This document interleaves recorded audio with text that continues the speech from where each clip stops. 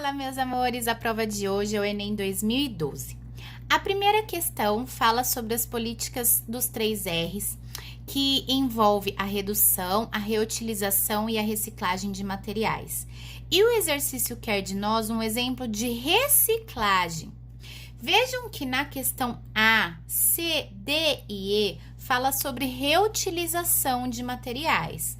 Reutilização de garrafas de vidro retornáveis para cerveja ou refrigerante, saco plástico sendo utilizado como acondicionantes de lixo, embalagens plásticas vazias limpas para acondicionar outros alimentos e garrafas PET recortadas em tiras para a fabricação de cerdas de vassouras.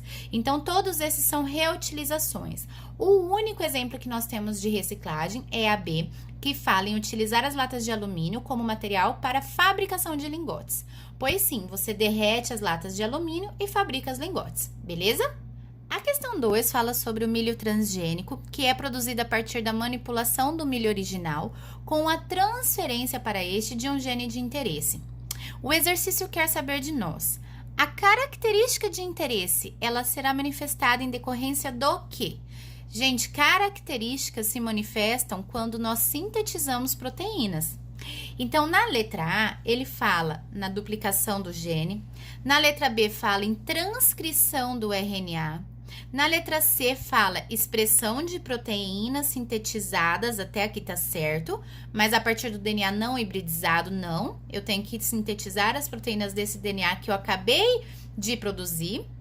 A letra D fala síntese de carboidratos, está errada. E a única certa é a letra E, que fala tradução do RNA mensageiro, porque a tradução é a produção de proteínas no núcleo, comandado pelo núcleo celular, que vai acontecer no citoplasma da célula, tá bom? Então, a resposta certa é a letra E. A questão 3 fala sobre como a compactação do solo é um problema ambiental, porque o tráfego de máquinas cada vez mais pesadas reduzem a produtividade das culturas. Neste sentido, uma das formas de prevenir o problema de compactação do solo é substituir os pneus dos tratores por pneus. Gente, entra aqui aquela questão de aumentar a superfície de contato, pois se eu aumento a superfície de contato, eu distribuo esse peso, e se eu distribuo o peso, eu distribuo a pressão.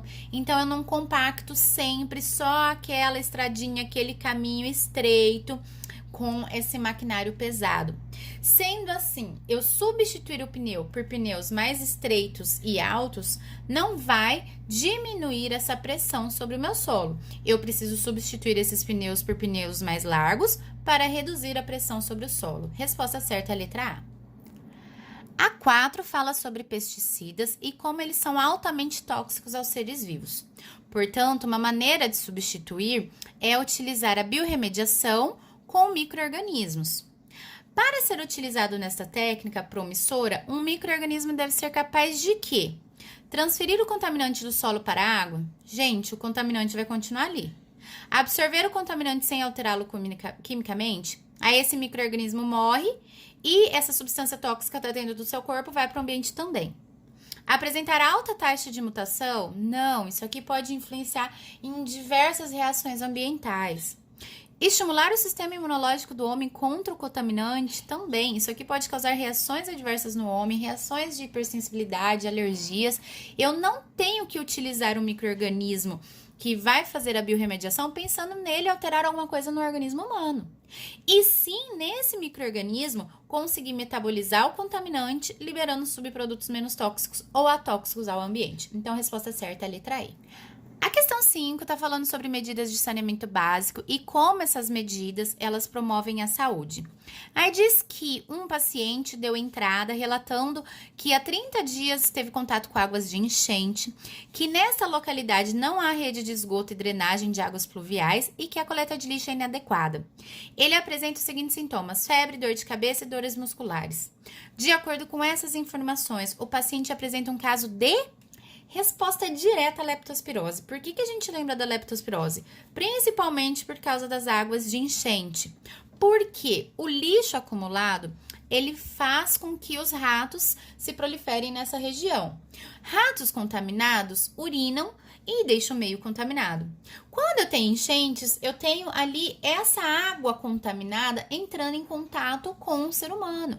Então, toda a história contextualizada aqui lembra a historinha pra gente da leptospirose e é por isso que a resposta certa é a letra D. A questão 6 contextualiza para nós o fato de que a maior parte dos veículos de transporte atualmente utilizados serem movidos por motores a combustão que utilizam derivados de petróleo. Sendo assim, o exercício quer de nós um impacto ambiental sobre o uso dessa tecnologia e também uma medida para promover a redução do seu uso. A questão A fala sobre o aumento da poluição sonora, até que está relacionado com a utilização de veículos, né, gente? Mas não está relacionando com os derivados de petróleo, tá? Então, já elimina essa alternativa. Incidência de chuva ácida não está relacionada a esse contexto. Esses outros 3 fatos, sim. Derretimento das calotas polares, propagação de doenças respiratórias e elevação das temperaturas médias. Nós podemos relacionar esses fatores com a poluição atmosférica provocada pelo aumento do uso de motores a combustão. Mas o exercício pede pra gente uma maneira de reduzir o uso desses veículos.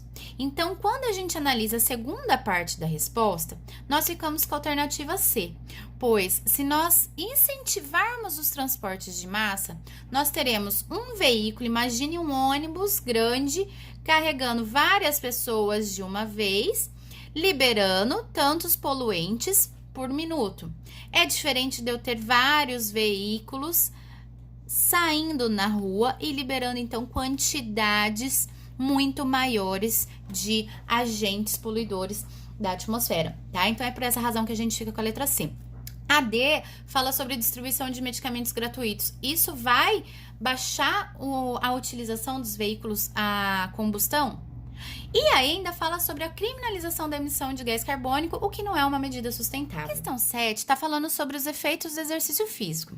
Fala sobre a ação dos pulmões, do coração e dos músculos, que os pulmões eles podem receber mais ar durante o exercício físico, que o coração aumenta de tamanho, pode bombear mais sangue por batimentos, bate mais lentamente em repouso, que os músculos adquirem tônus e podem queimar mais combustível, o que leva à perda de gordura. Então, nesse sentido, fazendo a análise de tudo que o exercício trouxe para nós, a questão pede: são adaptações benéficas à saúde de um indivíduo? A única alternativa certa é a letra A, pois traz para a gente a diminuição da frequência cardíaca em repouso, como explícita aqui, e o aumento da oxigenação do sangue, como nós vemos aqui quando ele fala da atividade dos pulmões. A questão 8 está falando que o uso da água aumenta de acordo com as necessidades da população. Só que, diferentemente dessa regra, eles observaram que durante o século XX, o aumento do consumo de água superou 2 vezes o crescimento populacional. Ou seja, estamos utilizando muito mais do que necessitamos. Então, uma estratégia socioespacial que pode contribuir para alterar a lógica do uso da água, ou seja, diminuir o uso, é a ampliação de sistemas de reutilização hídrica, única alternativa. Na B fala em expansão da irrigação, se eu fizer isso eu vou aumentar o uso. A letra C fala em intensificação do controle do desmatamento de florestas, isso não garante que a população vai diminuir o uso de água. A letra D fala sobre a adoção de técnicas tradicionais de produção, que gastam tanto quanto a gente já conhece. E a letra E fala sobre a criação de incentivos para o cultivo de produtos orgânicos, que também demanda muita utilização de água. Então, a resposta certa é a letra A. A questão 9, nós temos uma charge em que uma planta diz a outra: ó transgênico, dizem que está faltando alimento no mundo, mas não tinha inventado um tipo de planta que ia acabar com a fome? Ah, não tô sabendo. Resumindo, para que alimentos transgênicos se a fome persiste? Então, vejam que o exercício diz para nós que a charge faz referência a uma modificação produtiva ocorrida na agricultura. E uma contradição presente no espaço rural brasileiro, derivada dessa modificação produtiva, está presente em resposta direta à letra A também. Ou seja, nós estamos presenciando a expansão das terras agricultáveis e ainda assim mantendo os níveis de desigualdades sociais. Ou seja, teoricamente, se eu estou expandindo as terras agricultáveis, eu estou expandindo a produção de alimento, eu tinha que diminuir as desigualdades sociais e tinha que acabar com a fome. Mas não é isso que a gente está vendo e é por essa razão que a gente fica com a letra A. A questão 10 é uma questão clássica, já caiu várias vezes no Enem, fala sobre fermentação alcoólica. Diz assim: a biotecnologia é utilizada para a produção de alimentos, como pães, cervejas e vinhos. Especificamente na fabricação de pães, são utilizados fungos chamados de leveduras, que são chamados de fermento biológico. O exercício quer saber da gente o que promove o crescimento da massa nesse processo. Gente, fermentação alcoólica é quando a molécula de glicose é quebrada em duas moléculas de ácido pirúvico, liberando o ATP e etanol e gás carbônico. E o que promove o crescimento da massa é justamente esse gás carbônico, tá? Então, resposta direta, letra A. Já a questão 11 fala sobre plantas lenhosas do Cerrado brasileiro. Essas plantas, elas passam por longos períodos de seca e queimadas periódicas. Então, o exercício quer de nós as estruturas adaptativas mais apropriadas para a sobrevivência desse grupo nas condições ambientais do referido ecossistema. Nós sabemos que as plantas do cerrado possuem casca grossa, caules tortuosos e raízes profundas. Então, já eliminamos A, B e E de cara. Entre a C e a D, a gente vai assinalar a letra D. Por quê? As gemas apicais, assim como as folhas das plantas do cerrado, elas apresentam densa pilosidade, ou seja, muitos pelinhos que protegem a superfície contra o fogo. Até o fogo chegar nas células e matar as células, nós temos uma probabilidade ali de sobreviver melhor do que se não tivesse essas estruturas, tá bom? Então, por essa razão, resposta certa, a letra D. A questão 12 traz para nós um modelo de sistema de interação entre seres vivos e o exercício diz que E é uma fonte de energia, P1 são plantas verdes, P2 animais herbívoros e P3 animais onívoros. A questão quer saber o que significa essa função I. Ela não pode ser herbivoria e polinização entre P1 e P2, pois isso seria representado por F2. Ela não pode ser P3 sendo utilizada na alimentação de P1 e P2, pois a energia ela é sempre unidirecional. Agora, entre a D e a E, que causou muita dúvida na época entre o pessoal, vamos analisar com cuidado. A interação I significa P1 ou P2 utilizada na alimentação de P3? P1 ou P2 utilizada na alimentação de P3? Sim, mas calma, vamos analisar a próxima. Ou essa interação I, ela representa a energia de P1 e P2 que saem do sistema. E aí que entra a grande sacada. A energia, gente, ela é proveniente dos seres autótrofos, né? A partir da energia solar. Essa energia, ela entrou no sistema, ela está sendo passada aqui para os herbívoros, aqui para os onívoros, mas se um onívoro se alimentar de um animal herbívoro, a energia também está vindo aqui.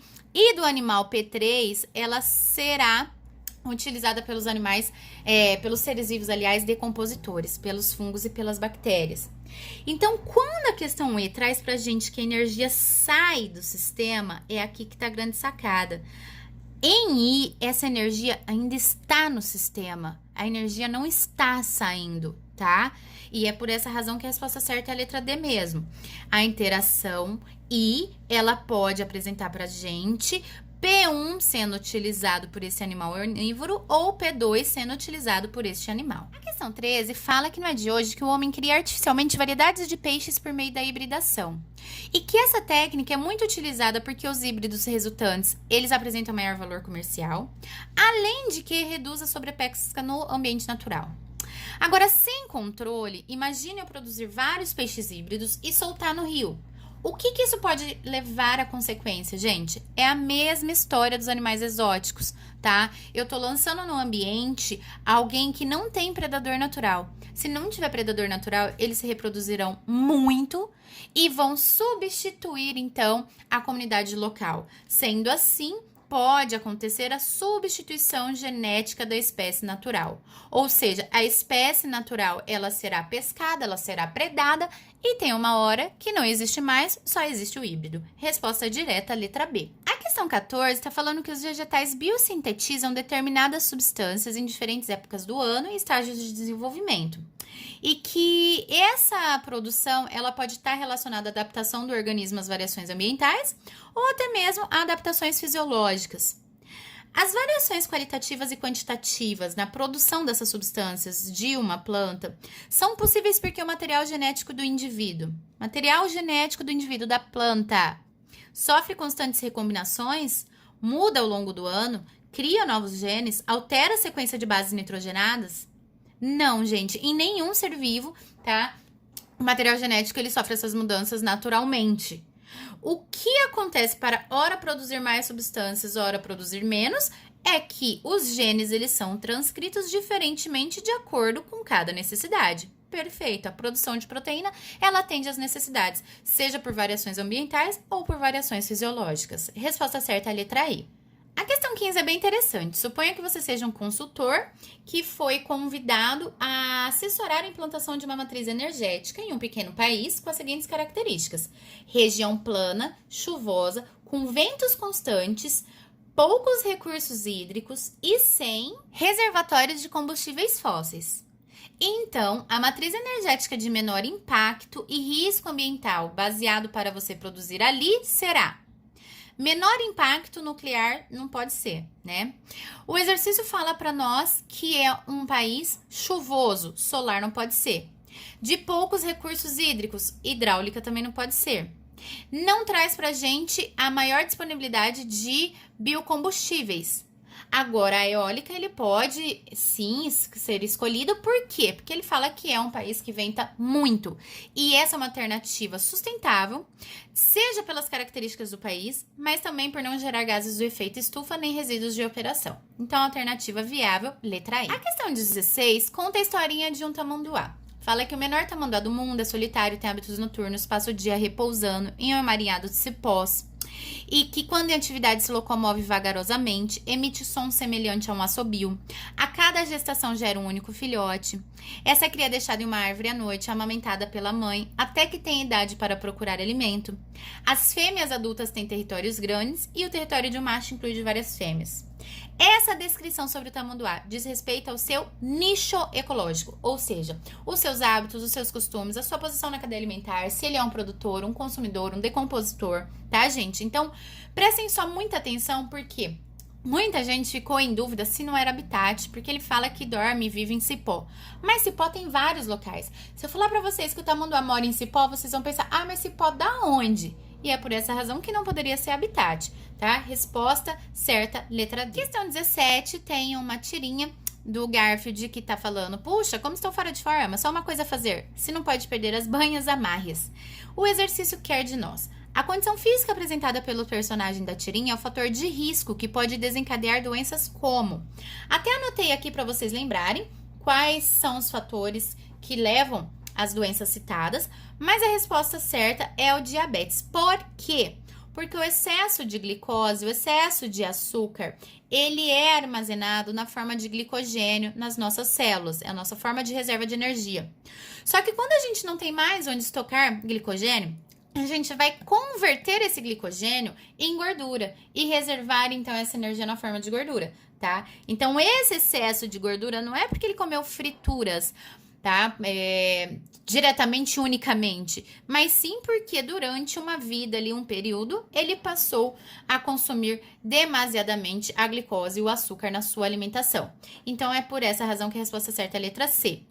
Anemia, existem diversos fatores, pode ser a ferropriva, pode ser a falciforme, beriberi, a falta de vitamina B, escorbuto, falta de vitamina C e fenilcetonúria é uma condição genética hereditária que está relacionada com a digestão da fenilalanina, tá bom? Então, a resposta certa, diabetes, letra C. A questão 18 fala que paleontólogos estudam para tentar explicar o desaparecimento desses animais, ou seja, dos dinossauros, e que a teoria mais aceita é que o asteroide colidiu com a Terra, formando uma densa nuvem de poeira na atmosfera. E essa densa nuvem que levou à extinção desses dinossauros. O que justifica, gente? Resposta direta também. Eles entendem que essa nuvem densa reduziu a penetração da luz solar até a superfície da Terra, o que matou as plantas, os vegetais, as algas, ou seja, os seres produtores, interferindo no fluxo energético das teias tróficas, tá? E com isso dizimou, então, esses grandes animais. Questão 19, uma questão lindinha que fala sobre estrutura de membrana plasmática, né? Aqui ele fala que os fosfolipídios eles tendem a formar lipossomos, que são essas estruturas formadas por uma bicamada lipídica, e que esse arranjo característico, ele se deve ao fato dos fosfolipídios apresentarem uma natureza. A questão está relacionando a polaridade do fosfolipídio. E aí, lembrem que a cabeça do fosfolipídio é polar e ela fica em contato com o meio aquoso, em contato com a água. Já a cauda do fosfolipídio é apolar, ou seja, é hidrofóbico, não entra em contato com o meio aquoso. Quando uma substância tem essa característica apolar e polar, ela é chamada de anfifílica. E é por essa razão que a resposta certa é a letra E, direta também. O lipossomo é anfifílico, ou seja, possui uma parte hidrofílica e uma parte hidrofóbica. Já a questão 20 traz para nós um cladograma, que é um diagrama produzido com base em árvores genealógicas, ou seja, o estudo genético de espécies ou de grupos de seres vivos, com base na sua evolução. Desse modo, a gente consegue estabelecer parentesco evolutivo entre os grupos de seres vivos, tá? Os cladogramas também são chamados de árvores filogenéticas e aparece com frequência no Enem. Nesse exercício que traz para nós a evolução das plantas, a questão pede: qual das estruturas adaptativas apresentadas contribuiu para uma maior diversidade genética? As características sempre aparecem nos nós, aonde nós temos pontos de bifurcação das linhagens evolutivas. Então, entre essas características, aquela que levou a maior biodiversidade ou diversidade genética foi o surgimento dos grãos de pólen. Ou seja, a partir do momento que eu tenho o pólen agora ele pode ser levado pelo ar, pela água, por animais, e eu tenho a possibilidade de polinização cruzada, tá? Então, resposta direta também, letra C. Questão 21 fala sobre chagas e o exercício quer saber uma ação do homem sobre o meio ambiente que tem contribuído para o aumento dessa doença. Chagas está relacionado com o consumo de carnes, utilização de adubos químicos, ausência de saneamento básico, poluição dos rios? Não. Mas pode estar relacionado ao desmatamento? Sim. Por quê? Porque o desmatamento provoca a migração ou desaparecimento dos animais silvestres, dos quais o barbeiro, que também é chamado de chupança, se alimenta. Não tendo mais o seu alimento, ele vai atacar os humanos e consumir o sangue humano por sua vez, podendo transmitir, então, o tripanossoma. Ok? Resposta certa, letra E. E para finalizar, uma questão muito bacana de osmose, porque essa questão estava simples. Ele diz que uma solução de 0,15 mol por litro de cloreto de sódio possui a mesma pressão osmótica das soluções presentes nas células humanas e que a imersão de uma célula humana em uma solução a 0,20 mol por litro de cloreto de sódio tem como consequência o quê? Você poderia até esquematizar e olhar que, nossa, está mais concentrado, então a água sai para diluir. Só que, gente, não precisava ter toda essa dor de cabeça, por assim dizer, porque o exercício já falou de osmose, e osmose é a passagem do solvente, ou seja, da água, sempre solvente. E olha só o que a gente tem na letra A, passagem de íon sódio. Letra B, passagem de íon sódio. Letra C, passagem de soluções. Letra D, passagem de íon sódio. Letra E, transferência de moléculas de água. Só por essa interpretação da questão, vocês já chegavam na resposta certa, letra E. Espero ter ajudado vocês. Um beijo, até a próxima. Deixa seu like, suas dúvidas, seus comentários, suas sugestões e até mais!